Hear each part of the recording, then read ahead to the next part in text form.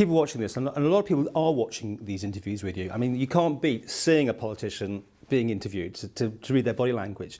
But many people who work for government, who are worried about their jobs, when will they know where everything is going to end up? I mean, there's a drip, drip, drip going on at the minute, but no one's got certainty. There is no certainty.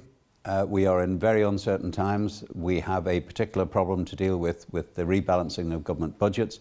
But the backcloth to that is economic turmoil across Europe, across the wider world economy.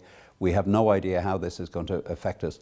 I can't give anyone certainty at the moment that by the end of the year or even at the end of the term of this government, everything will be in place and the new world order will be settled. Unfortunately, I apologise to everyone who's caught up with this. There is no easy or quick answer. We just have to work together to provide an effective solution to these issues. OK, well, you're not going to give any recommendations, but what about as Alan Bell, member for Ramsey? If he was sitting in the chamber, what would he be saying? It's a very, very difficult series of decisions that members will have to take. Privatisation, for example, is something which was accepted with some relish in the United Kingdom, where you have a bigger society, a bigger community, a bigger economy, and that form of privatisation, for better or worse, was implemented, and in some places it's worked. In a small community like the Isle of Man, privatisation is a very difficult issue altogether because we don't have the economies of scale in a small community, and there is a danger of simply handing over a state monopoly to a private monopoly, albeit then possibly a private monopoly with government subsidy to keep it going. We have to consider monopolies legislation in a small community to ensure that the taxpayer and the citizen generally gets best quality service. It's not as straightforward as might be seen. So this exercise, as I would see it, should not be ideologically driven. It has to be driven on the basis of practicality and pragmatism. And where changes can be brought in, and there have to be changes, and I keep repeating this, there have to be changes, then they should be relevant to the Isle of Man, workable and acceptable to the wider public. But there is no easy solution, and it will take quite some time for the whole of this exercise to be done. You going to Tynwald, but really all the talking's been done behind the scenes already. I'm taking a guess on this one, that really this is going through the process. The people are going to be fighting for their corner, aren't they? And there'll be deals being done, and therefore you're probably hoping this is going to go through quite gently on the day?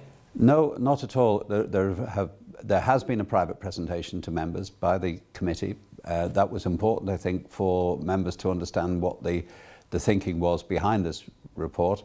Don't forget, this is a private report for government. It's not a government report and it's not government policy. It is simply a think tank, in effect, providing a series of ideas and proposals for us to consider. At the moment, there are no deals because there has been no proposal accepted. There's been no recommendations at all. We are still in a talking and listening phase. In 12 months' time, we will get a better shape on where we will be going, I hope. And at that point, decisions will have to be taken, which will affect departments. But to date, there's no deals behind closed doors because no debate has taken place. When will there be actual changes? What timescale are you giving yourself for these announcements to be made? And will it be on block or will it just be a drip, drip, drip? No, it certainly won't be on block. Maybe the principle of the direction that we're going in will be made, which will be the overarching guide for whatever changes come in. But all these particular areas of operation in government will be affected in slightly different ways.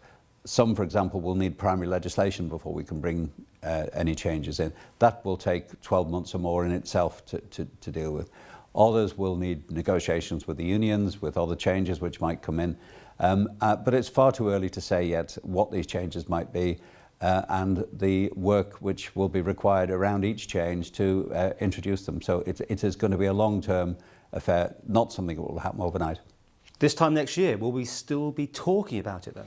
I certainly hope not. I hope we'll be at least get the initial proposals put together well in time for the budget of next year, because clearly that's the next key date. We won't have everything obviously in place by then, but I hope the direction of the changes will be identified by that point and we'll be able to get a better idea of where we're going.